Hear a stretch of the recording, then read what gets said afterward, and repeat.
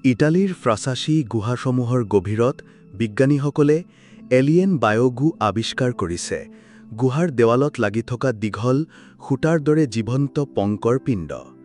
এই পংকিল সূতাৰ দৰে আকৃতিবোৰ ক্ষুদ্ৰজীৱৰ উপনিৱেশ, যিবোৰ সম্পূৰ্ণ আন্ধাৰত অতি কম অক্সিজেনত ভৰ্তি থাকে। উদ্ভিদৰ দৰে সিহঁতে শক্তিৰ বাবে সূৰ্যৰ পোহৰৰ ওপৰত নিৰ্ভৰ নকৰে, বৰঞ্চ সিহঁতে গুহাৰ মাজেৰে টোপাল টোপালকৈ পৰা ছালফাৰ আৰু আন ৰাসায়নিক পদাৰ্থ খাই জীয়াই থাকে। পংখটোৰ অবিৰত বৃদ্ধি আৰু স্থানান্তৰত গৱেষকসকল আচৰিত হৈছিল।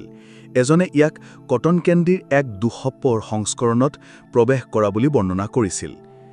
ইয়াৰ ভয়াৱহ চেহেৰাৰ উপৰিও এই অনন্য পৰিৱেশতন্ত্ৰ, য'ত পৃথিৱীৰ আন ক'তো নোপোৱা ক্ষুদ্ৰজীৱ আছে, সেয়া চৰম পৰিৱেশত জীৱন কেনেকৈ থাকিব পাৰে সেই বিষয়ে অধ্যয়নৰ বাবে গুৰুত্বপূৰ্ণ, যিয়ে মংগল বা ইউৰোপাত জীৱনৰ সম্ভাৱনাৰ বিষয়ে অন্তৰ্দৃষ্টি প্ৰদান কৰিব পাৰে।